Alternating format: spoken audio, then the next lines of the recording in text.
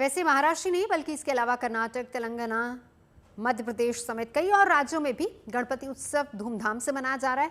पूरे विधि विधान के साथ बप्पा की पूजा अर्चना की जा रही है और इस पर हमें सिर्फ अपने आराध्य की पूजा ही नहीं करनी है बल्कि बप्पा के गुणों और उनकी तरफ से मिलने वाले संदेशों को भी अपने जीवन में उतारने की कोशिश करनी है। भगवान गणेश के सर से लेकर सूंड और उनकी सवारी मूषक से लेकर उनके अस्त्र या शस्त्र तक शिक्षा, सीख, सबक या उपदेश छिपे हुए हैं। शुभता का संदेश लेकर आए गौरी पुत्र का वंदन देश के दूसरे हिस्सों में भी हो रहा है। समृद्धि और सौभाग्य के प्रतीक गणपति के जन्मोत्सव के मौके पर बाप्पा की भक्ति का रस सिर्फ मुंबई के दिव्य और भव्य पंडालों तक सीमित नहीं है। गजानन की भक्ति की कोई सीमा या परिधि नहीं है। देश के सभी इलाके गणेश की भक्ति में सराबोर हैं। गणपति बाप्पा मोरया, मंगल मूर्ति मोरया के जयकारों की गूंज देश भर में सुनाई दे रही है। अलग अलग स्वरूपों में गौरी नंदन अपने भक्तों की राह में आने वाले विघ्न को हरने के लिए स्वयं प्रकट होते हैं।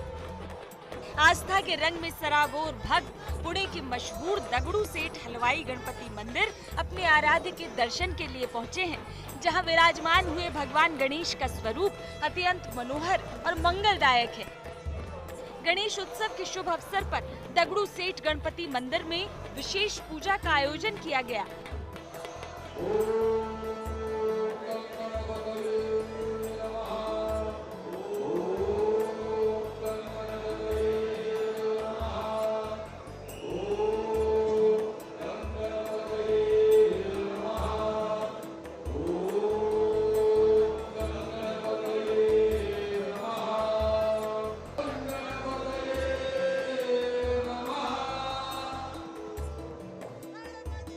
यहाँ लगने वाली भीड़ का अंदाजा इसी से लगाया जा सकता है कि दर्शन के लिए लोग सुबह से कतार में लग जाते हैं। गणेश चतुर्थी का पुणे में माहौल क्या है आपको देखना होगा, तो इन तस्वीरों को आंखों में बिठा लीजिए, क्योंकि हर साल में एक बार जब गणेश जी आते हैं और जिस दिन अनंत चतुर्दशी यानी कि विसर्जन होता है, उसी दिन ये साल के 2 दिन है जहां हर पुणेकर या दुनिया से आया हुआ कोई भी गणेश भक्त आपको यहाँ झूमता हुआ नजर आएगा।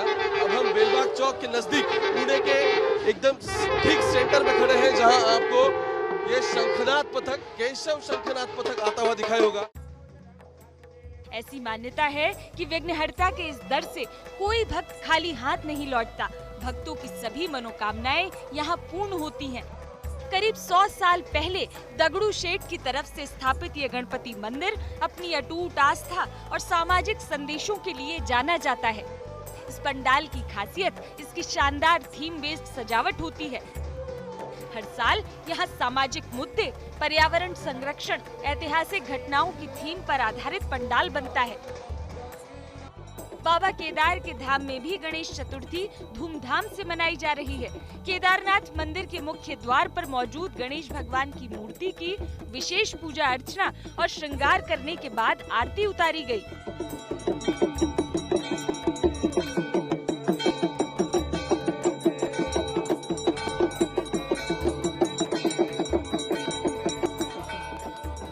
केदारनाथ धाम के मुख्य पुजारी के अलावा तीर्थ पुरोहितों ने भगवान गणेश की पूजा अर्चना के बाद धाम में भगवान गणेश की भव्य झांकी भी निकाली।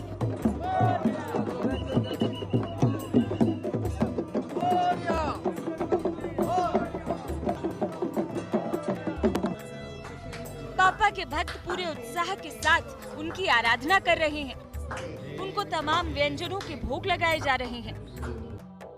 सभी देवों में पहले आराध्य भगवान गजानन के सब मुरीद हैं। गणेश चतुर्थी के मौके पर महाराष्ट्र, गुजरात, राजस्थान, गोवा, कर्नाटक, तमिलनाडु, तेलंगाना, आंध्र प्रदेश के अलावा मध्य प्रदेश में भी बाप्पा की स्थापना होती है। वहाँ खजराना में मौजूद सिद्धि विनायक गणेश मंदिर में भक्तों के नाम पर इस बार एक नया विश्व कीर्तिमान दर्ज हो गया। गणेशोत्सव के पहले दिन इंदौर के जिलाधिकारी आशीष सिंह और उनके परिवार की तरफ से 1.25 लाख मोदक प्रसाद का भोग गणपति को अर्पित किया गया। यहाँ बाप्पा को हर दिन अलग अलग भोग लगाने की परंपरा है। भादो मास और शुक्ल चतुर्थी दोपहरी को जन्म लियो भगवान सिद्धि विनायक गणेश जी महाराज का गणपति मंदिर खजराना पर आज दोपहर मध्याह्न काल 12 बजे जन्म की आरती उतारकर भगवान का भव्य जन्मोत्सव मनाया गया। पूरे पुजारी परिवार की उपस्थित भगवान की भव्य आरती की गई और प्रातः काल भगवान को 10:30 बजे जिलाधीश महोदय आशीष सिंह द्वारा मंदिर के ध्वजा पताका का पूजन किया गया।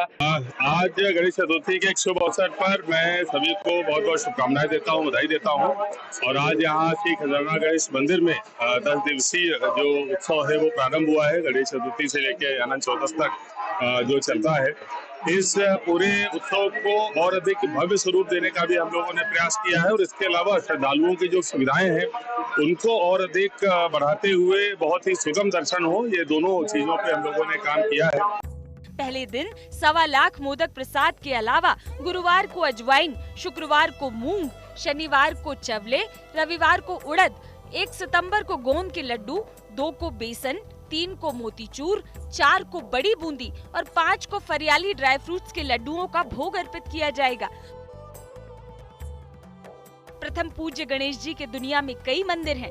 दोनों पत्नियों रिद्धि और सिद्धि के साथ वाली भी उनकी कई प्रतिमाएं हैं, लेकिन गुजरात में एक मंदिर ऐसा है जहां उनका पूरा परिवार है, जिनमें दोनों पत्नियां रिद्धि सिद्धि, पुत्री मां संतोषी, दोनों पुत्र शुभ और लाभ, दोनों पोते क्षेम और कुशल। ये मंदिर गुजरात का सबसे बड़ा शक्तिपीठ अंबाजी है।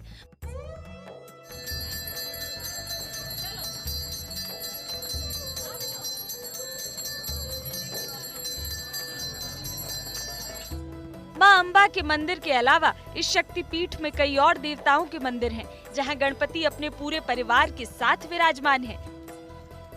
गणेश चतुर्थी के दिन गणपति को 21 किलो लड्डू का भोग लगाया गया। सूखे मेवों से बने इस लड्डू का प्रसाद भक्तों को भी दिया गया। इस मौके पर विनायक की विशेष आरती की गई।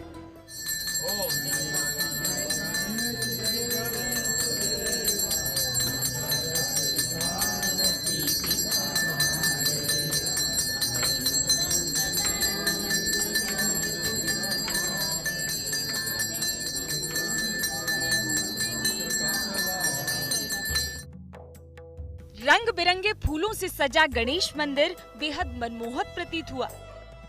संपूर्ण परिवार के साथ में भगवान गणेश जी यहाँ पे विराजमान है।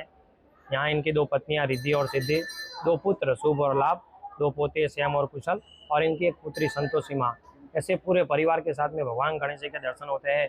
सभी भक्त अपनी अपनी मनोकामना लेके आते हैं। भगवान गणेश जी के दर्शन करके उनके चरणों में अपनी मनोकामना अर्पण करते हैं और सभी की मनोकामना यहाँ परिपूर्ण होती है। गणेश चतुर्थी के पावन अवसर पर देश भर में गणेश उत्सव की धूम के बीच वडोदरा के ऐतिहासिक लक्ष्मी विलास पैलेस में भगवान गणेश का भव्य स्वागत किया गया।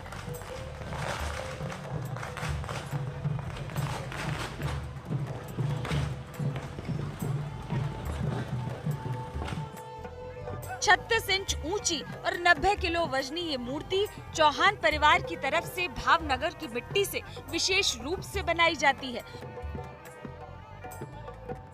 मूर्ति बनाने में 1 महीने से भी ज्यादा का समय लगता है। इस मूर्ति को हीरे मोती जड़ित आभूषणों से सजाकर बड़ी धूमधाम से पालकी में लाकर राजसी पूजा अर्चना के साथ स्थापित किया जाता है।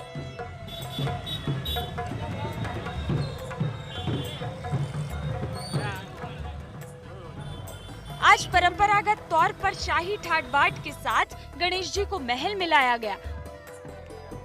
1939 से चली आ रही शाही परंपरा के अनुसार राज परिवार की तरफ से सुसज्जित दरबार हॉल में भगवान गणपति की स्थापना की जाती है।